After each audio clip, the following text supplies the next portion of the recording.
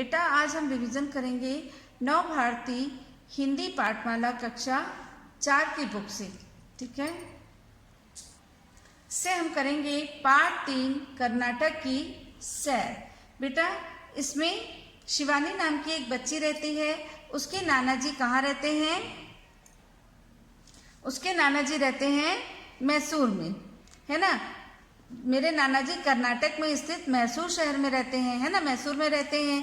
और वहाँ से उन्होंने चिट्ठी लिखी थी कि तुम्हारे दशहरे की छुट्टियाँ लग गई होंगी तो तुम यहाँ पे कर्नाटक आने का आदेश देते हैं, है ना। तो शिवानी खुश हो जाती है कि पापा ने तो आदेश दिया, भी हमारी छुट्टी हो गई है, हमको कर्नाटक जाना है, ठीक है। और वहाँ पे कर्नाटक जाके उन लोग क्या देखने थे? मैसूर का जो दशहरा उत्सव है वो दुनिया भर में बहुत मशहूर है। उसे देखने के लिए 10 दिनों तक इस चलने वाले उत्सव मेले की रौनक देखने के लिए वो शिवानी अपने पापा, मम्मी और अपने भाई केशव के साथ वो कर्नाटक पहुंच जाते हैं। अब उन लोग घूमने जाते रहते हैं। तो जब उन लोग वहाँ घूमने निकले तो भाई घूमने गए तो दक्षिण भारत की सैर करने जब आए हैं तो वहाँ का पहनावा भी उनको पहनना था। तो मम्मी और शिवानी ने एक तरह की साड़ी पहनी, खास तरह की साड़ी पहनी। और नाना जी, पापा और केशव ने धोती बांधी, जिसे पांचे कहते हैं। जो धोती बांधे उसे क्या कहते हैं? पांचे कहते हैं। और इन लोगों ने सिर पर अलग तरह की पगड़ी पहनी। उस पगड़ी को क्या कहते हैं? मैसूर पेटा कहते हैं। और वे वहाँ की पोशाक पहन के बहुत खुश हो रहे थे।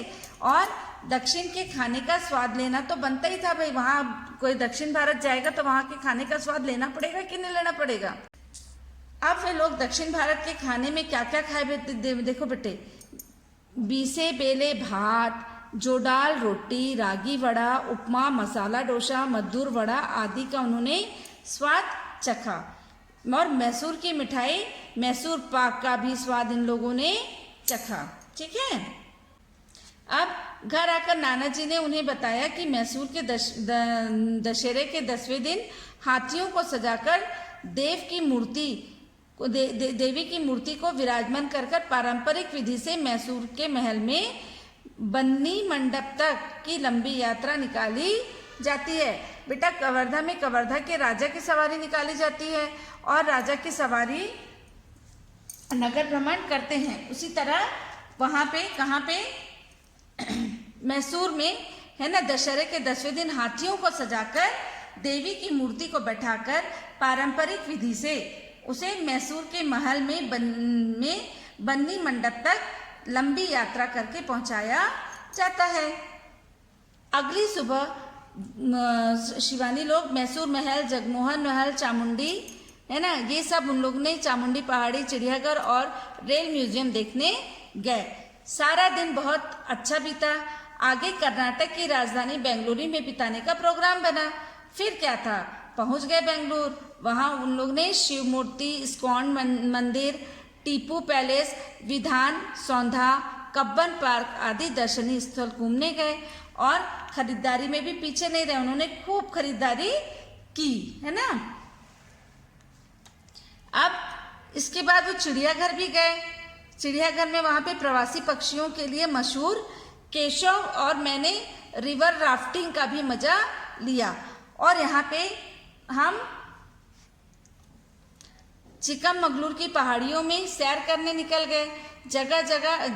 यह जगह चाय और कॉफी के बगानों के लिए जानी जाती है ना। तो यहाँ पे शिवानी और उसने जिस हिसाब से शिवानी और उसके मम्मी पापा और उसके भाई ने यहाँ मैसूर का जो दृश्य देखा उसका विवरण इस बुक में किया गया है, ठीक है। चलिए हम थोड़ा बुक वर्क देख लेते हैं बेटा,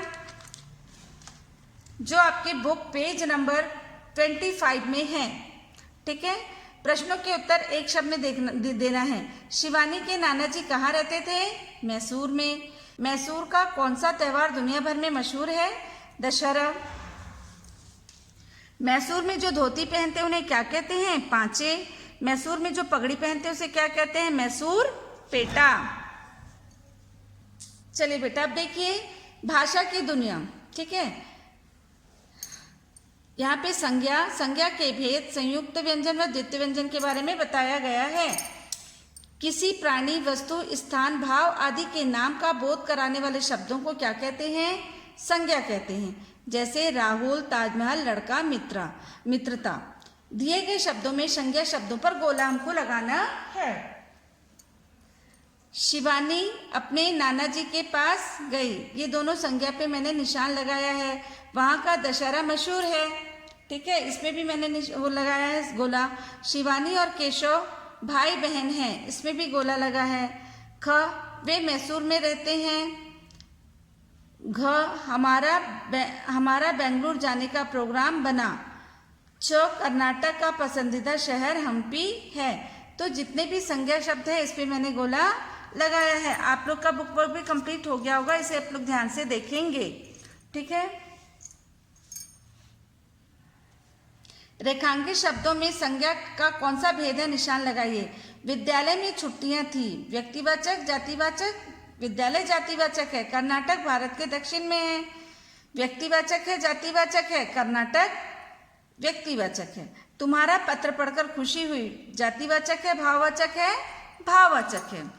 उन्होंने सिर पर पगड़ी बांधी, ठीक है, व्यक्तिवाचक है, जातिवाचक है, जातिवाचक है। हम रंगास्वामी मंदिर गए, व्यक्तिवाचक है, जातिवाचक है, व्यक्तिवाचक है, ठीक है। एक से अधिक व्यंजनों के मेल से बने व्यंजन को संयुक्त व्यंजन कहते हैं, आप लोग बहुत अच्छे से जानते हैं। ये संख्याएं 4 होती है, छ, त्र, ज्ञ, श्र। एक जैसे व्यंजनों को मिलाकर बने व्यंजनों को द्वितीय व्यंजन कहा जाता है, ये भी आप लोग जानते हैं। आधा क, पूरा क, आधा म, पूरा म, आधा ल, पूरा ल, आधा च, पूरा च। तो जैसे छुट्टियां, मधुर, पक्षी, मम्मी, रोटी, यात्रा, दक्षिण, श्रम। तो यहाँ पे संयुक्त व्यंजन वाले शब्द को एक जगह और द्वितीय व्यंजन वाले शब्दों को एक जगह लिखना है, जो आपने कंप्लीट कर लिया है। 3, कर्नाटक की सैर, कॉपी वर्क है। इसमें हमने क्या क्या लिखा था? कठिन शब्द, ठीक है, इसमें हमने लिखा है। पाठ्य वस्तु में हमने लिखा है पाठ्य वस्तु, कठिन शब्द, शब्दार्थ, वाक्य प्रयोग, विलोम शब्द, प्रश्नोत्तर और बुकवर्क। बुकवर्क तो हमने कंप्लीट कर लिया है ना। पार्ट 3, कर्नाटक की सैर, कठिन शब्द 3 बार लिखना था हमको। छुट्टियां, कर्नाटक, मैसूर, म्यूजियम, चिकमगुलर, ठीक है। शब्दार्थ लिखना है, शब्दों के अर्थ को हम शब्दार्थ कहते हैं। विधि, रीति, उत्सव, त्योहार, दृश्य, नजारा, रौनक, चमक दमक, बागान, बगीचा। अब आप लोग को वाक्य प्रयोग करना है। उत्सव मतलब त्योहार, है ना। वाक्य प्रयोग, मैसूर का दशहरा उत्सव दुनिया भर में मशहूर है ना। उसके बाद हमको वाक्य प्रयोग करना है किसका? दूसरे नंबर, दर्शनी, देखने योग्य। दर्शनी मतलब देखने योग्य। जरूरी नहीं है बेटा कि जो वाक्य प्रयोग मैंने किया है वही आप लोग को भी करना है। आप वाक्य प्रयोग में कुछ भी कर सकते हो, लेकिन ये दर्शनी और उत्सव आपके वाक्य प्रयोग में आना चाहिए। वाक्य प्रयोग, शिवानी कर्नाटक में दर्शनीय स्थलों में घूमने गई, ठीक है। अब आते हैं बेटा विलोम शब्द में। विलोम शब्द मतलब उल्टे अर्थ वाले शब्द। दृश्य, अदृश्य, अच्छा, बुरा, दिन, रात, सुबह, शाम। प्रश्नों के उत्तर करते हैं। प्रश्न पहला, शिवानी और केशव दक्षिण भारत के कपड़ों में कैसे दिख रहे होंगे? तो उत्तर है, शिवानी और केशव दक्षिण भारत के कपड़ों में बहुत सुंदर दिख रहे होंगे। प्रश्न नंबर दूसरा, इस पाठ को पढ़कर आपने मैसूर के बारे में क्या जाना? है ना, इस पाठ को पढ़कर आपने मैसूर के बारे में क्या जाना? तो उत्तर है, इस पाठ को पढ़कर हमने मैसूर के दशहरे उत्सव के बारे में जाना। मैसूर के दशहरे उत्सव के बारे में जाना। प्रश्न नंबर 3, अंत में शिवानी का क्या मन कर रहा था? उत्तर नंबर तीसरा, अंत में शिवानी का कुछ और दिन वहां रहने का मन कर रहा था।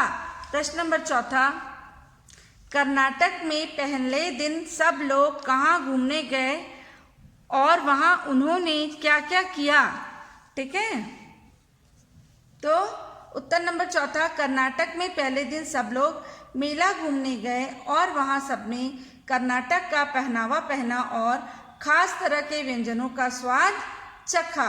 प्रश्न नंबर 5वां, कर्नाटक के किन्हीं 4 व्यंजनों के नाम लिखिए।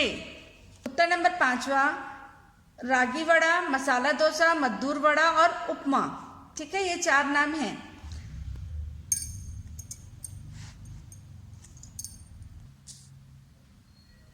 बेटा आपने ये देखा, आपका part 3 book work, copy work complete है। ठीक है, इसे आप लोग याद करेंगे, जितना ज़्यादा याद करेंगे उतनी अच्छी बात है। और बुक को जरूर पढ़ेंगे बेटा, पूरी बुक पढ़ेंगे, उसके अंदर से भी क्वेश्चंस आ सकते हैं।